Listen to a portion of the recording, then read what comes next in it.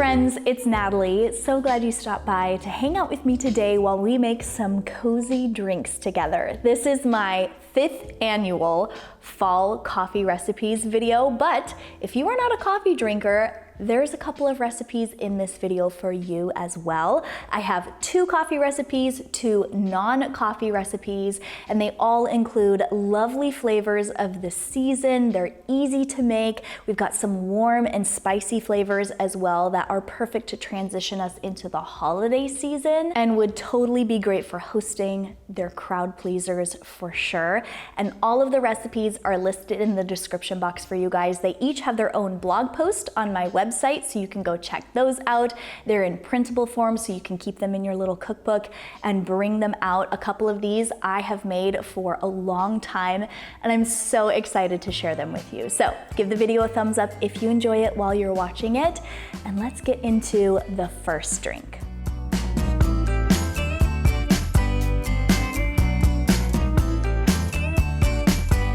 Okay, let's kick these recipes off with quite possibly the easiest pumpkin spice latte you have ever seen. It's literally only 2 ingredients. Well, if you count the coffee and whatever creamer you throw in there, up to 4 ingredients. Suppose if you garnish with a little sprinkle of cinnamon, that could be 5, but it's up to you. The pumpkin spice component of this drink is ridiculously easy. And actually it's a hybrid between like a chai latte and a pumpkin spice latte, which my sister Christina lovingly calls a chumpkin latte. I cannot say that word without giggling. So we are going to make our own chumpkin latte today. We're headed over to the stovetop because we're gonna make kind of a bigger batch. That way we can have chumpkin lattes all week long.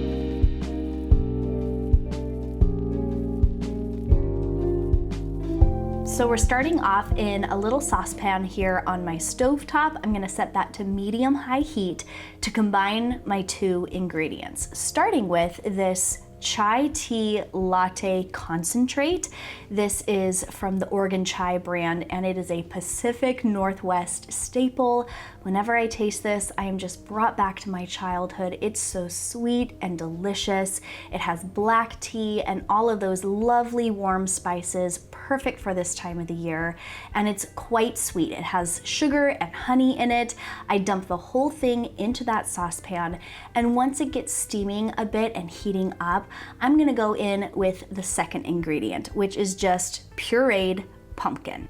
This one from the Thrive Market brand is my favorite. It has a lovely mellow pumpkin flavor. It doesn't have that sour bitterness that you sometimes get from canned pumpkin. It's really, really good, but I do want to cook off a bit of that raw pumpkin flavor that it has. So it's going into the chai tea latte concentrate, and together those are going to be whisked and heated up and cooked off.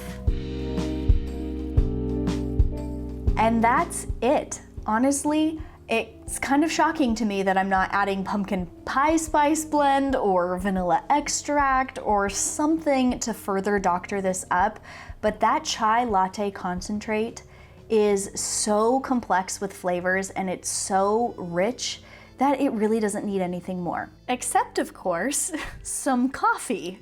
This is a latte after all. So this time I pulled a couple of espresso shots from my machine, but you can use whatever sort of coffee you prefer. I actually have a cold brew coffee method that I'm going to be sharing with you later on in this video, so stay tuned for that. But I grabbed those shots of espresso, steamed up some milk in my little milk pitcher to top it off with some lovely velvety foam. The kids had to get in on the action. They wanted their own little chumpkin lattes, which was so fun to make for them.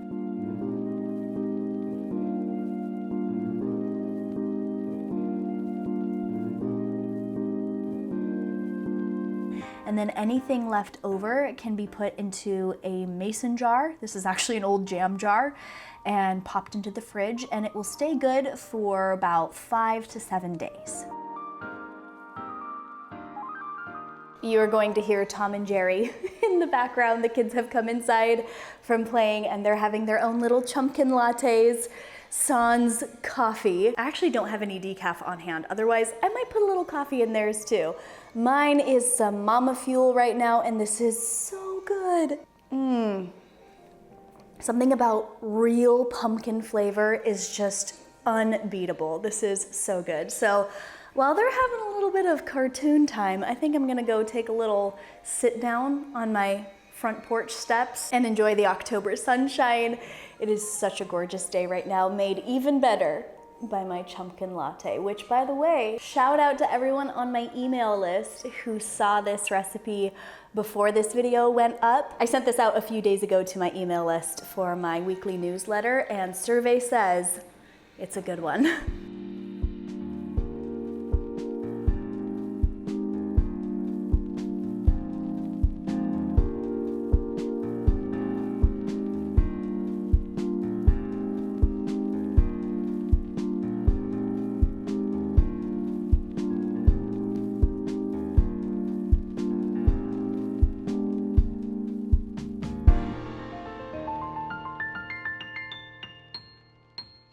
Okay, next up we have an apple cider recipe that I've actually been making for years now.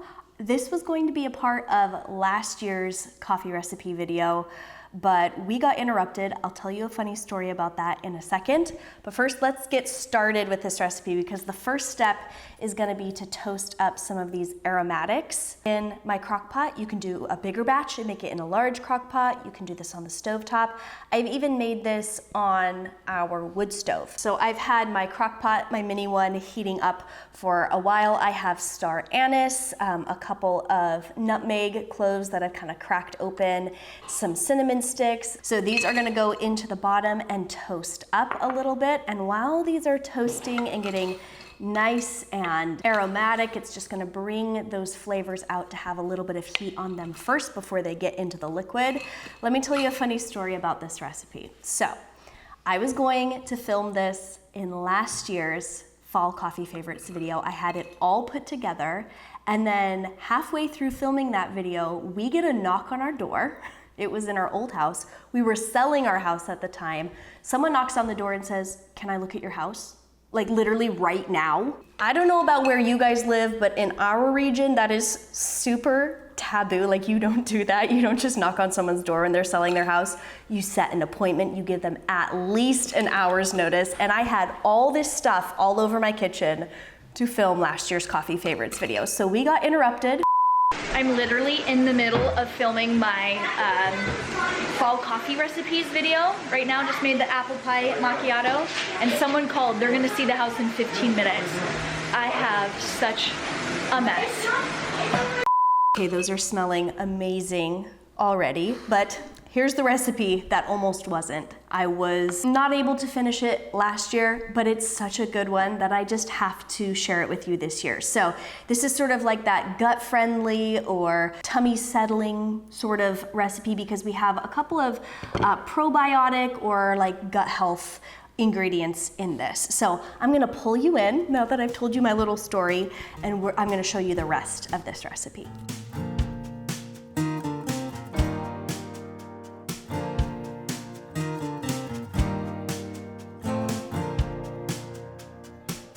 Now that these aromatics have had a chance to toast and are really living up to their name, it's time to put this cider together. So first of all, we're just starting with a basic jug of apple cider. You can get the fancy stuff if you want.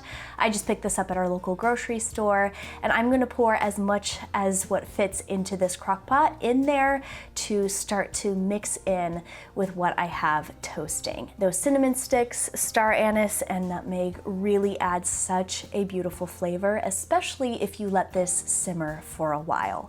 Next, I'm gonna go in with a little bit of apple cider vinegar, just a splash, but this has the mother in it. You'll want that kind specifically for those good prebiotic, probiotic sort of benefits. I'm also adding a little bit of raw honey into there just to add some sweetness to balance out the tartness of that vinegar that we put in. And now it's time for the very special ingredient, which is this powdered bone broth protein. This has a vanilla flavor in it, and I especially like this one from the Thrive Market brand. It mixes beautifully, but you'll see that I'm still making sort of a slurry in my milk pitcher with my little frother wand thing that I have just to help it incorporate fully and to dissolve before I put it into the bigger batch of stuff. This just helps it not have any chunks left behind and really make it nice and smooth. And this bone broth is going to add those nice collagen benefits that help heal our gut, settle an upset tummy, and take this apple cider to the next level. Don't worry, the froth on the top of this cider does go down a bit. As it simmers, those bubbles do start to go away from the bone broth protein in there. Next, I'm gonna add a couple of doodads just to make it more visually appealing. Some apple slices. I like to slice along the fat middle here so that you see that little star in the middle. My mom used to do this, and it just takes me back to my childhood to see apples sliced like this. So I have some Granny Smith. Here are some Honeycrisp apples that we just got from the orchard. If you'd like to see that video, I posted that last week. We had a fun time at a local apple orchard. And personally, I love orange flavor in anything this time of the year, so I'm also adding a few orange slices as well.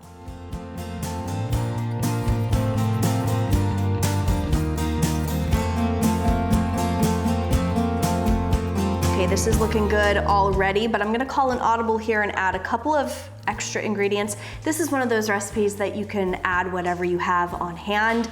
Toward the holiday season, I like to add maybe a little bit more cranberry and orange to it. And right now, I'm feeling a little bit more cinnamon. Not just the cinnamon sticks that are in there, but also like powdered cinnamon. You can't have too much cinnamon, in my humble opinion. Also think I'm gonna add some of my mom's homemade vanilla extract. This stuff is the best, and it would really complement the flavor of the vanilla flavored bone broth powder. So I'm gonna add a little dash of that in there. I could even grab one of these whole vanilla beans out of here and throw it in there as well. This is going to simmer all day. This is a perfect drink to have if you're gonna take a little walk outside on a crisp autumn day. It's football Sunday today when I'm filming this, and so we can sit down and sip on apple cider that's a bit healthier than your typical apple cider because of all those friendly gut ingredients. So I'm gonna pop the lid back on this for now, let this simmer a little bit, and in a little while, this can simmer all day, but I would give it 30 minutes at least. It's gonna be so yummy to sip on out of a mug.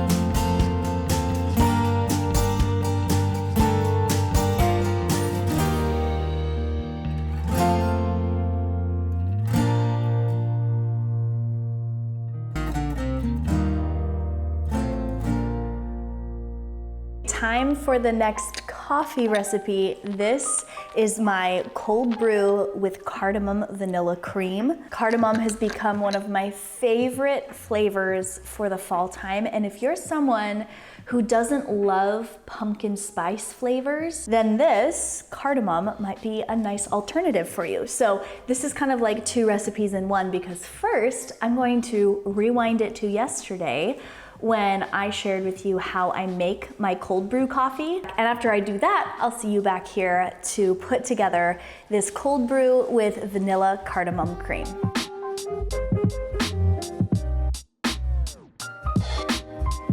This at-home cold brew coffee couldn't be easier thanks to this cold brew coffee maker that I got off of Amazon. It's pretty inexpensive. I actually think it's on sale for Prime Day, so check out the link in my description box, but honestly, it pays for itself with how much I save by not going through the drive-thru to get cold brew or not even buying the grocery store jugs of cold brew to bring home. And it is a cinch to make. So I just put 1 cup of coarsely ground beans into the strainer, little infuser part of this cold brew coffee maker. Cover that with cold water from the tap or from our Berkey water filter. The cold water is the key here because unlike when you brew coffee with hot or warm water, the cold water actually really takes out a lot of that acidity. Just be careful because cold brew is known to have a bit more caffeine in it, just something to take note of. But after I've saturated those beans and put enough water into the cold brew coffee maker, I'll screw the lid back on and pop it into the fridge, and we have cold brew coffee on tap for the rest of the week. Okay, so this coffee has been cold brewing for over 24 hours. And before we get this into our cups, we're gonna make the cardamom cream. It is so good, and the ingredients are super simple. So I could go all out and make my own cardamom extract, which is something I would love to learn to do. I know it's possible. That is going the extra mile. This time around, I'm making it a bit easier on myself. I picked up this cardamom extract at our local food co-op, and it is so good. In my little milk pitcher, I have some half and half. You can use any plant-based milk that works. Coconut cream would be a good alternative for this. And I am going to put 3 drops of this cardamom extract in it for the 2 drinks that I'm making. This is one of those flavor to taste sort of situations, and that is the perfect amount of flavor when I make this drink for myself and Weston, our lovely cameraman today. Hello, Weston. And I think the flavor that goes the best with cardamom is fresh vanilla. Now you could use vanilla extract. I happen to have these vanilla bean pods on hand from my vanilla extract, so I'm just going to scrape these a bit, get that pulp out, and then put it into the cream. And then to sweeten the cream, I'm gonna put a few drops of stevia. You could use honey, you could use sugar, or whatever sort of sweetener that you like, but stevia is our sweetener of choice. And then I'm just going to go in with my little milk frother and get this nice and foamy. I recently upgraded our milk frother to this one, which has a rechargeable base. I don't have to switch out batteries anymore with how much coffee I make. So I will link this one in the coordinating blog post. So if you're in the market for a milk frother, this is a really, really good one.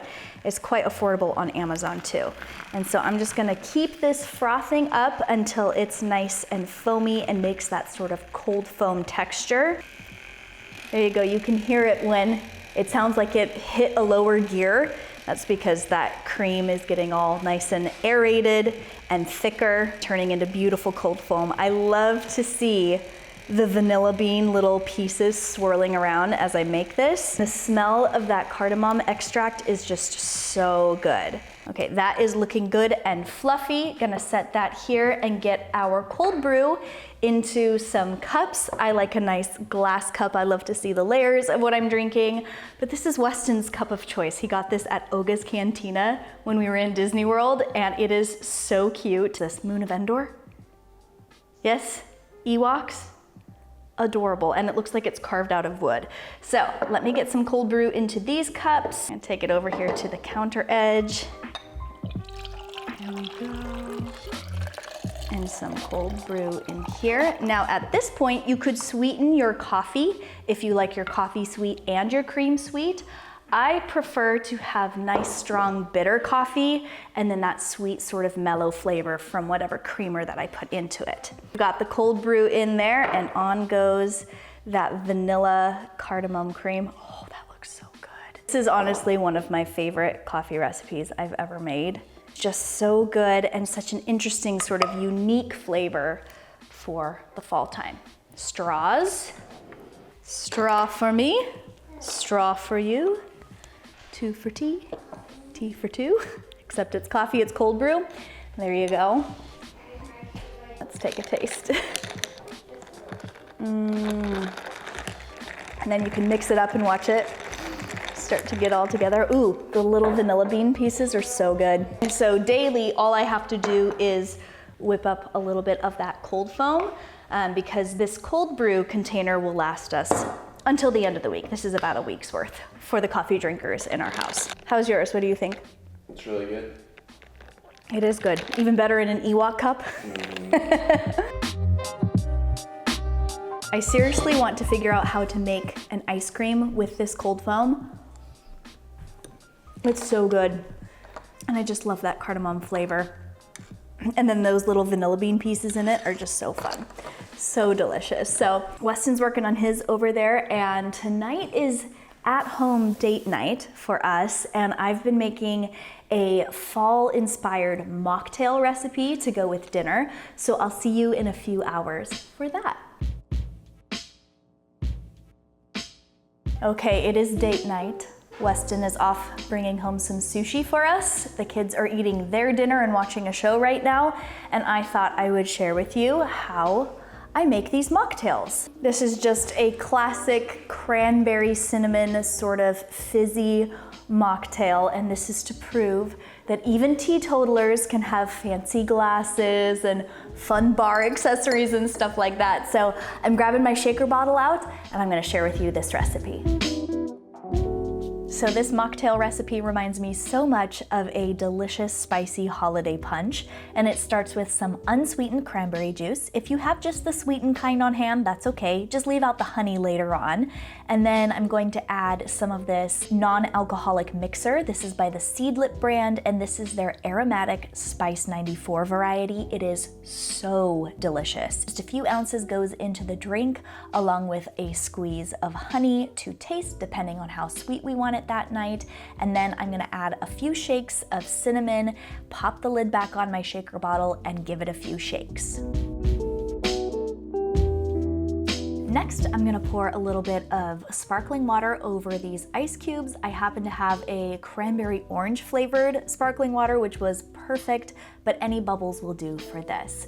And then I'm just going to divide that cranberry cinnamon drink mixture into the 2 glasses and top with a little bit of cinnamon for a refreshing but also somehow warm and cozy drink, perfect for this season. And it was the perfect drink to go along with sushi date night.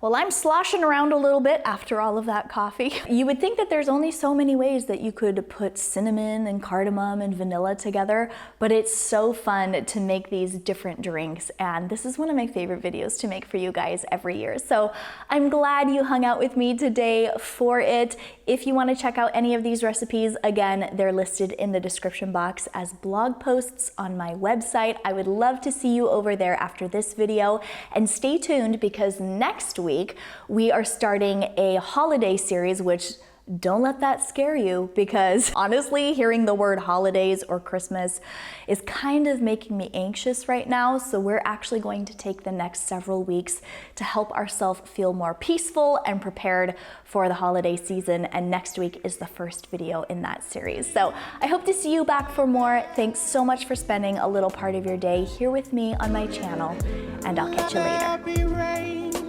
And there was rain. Let there be rain. And there was rain. Everything. Let there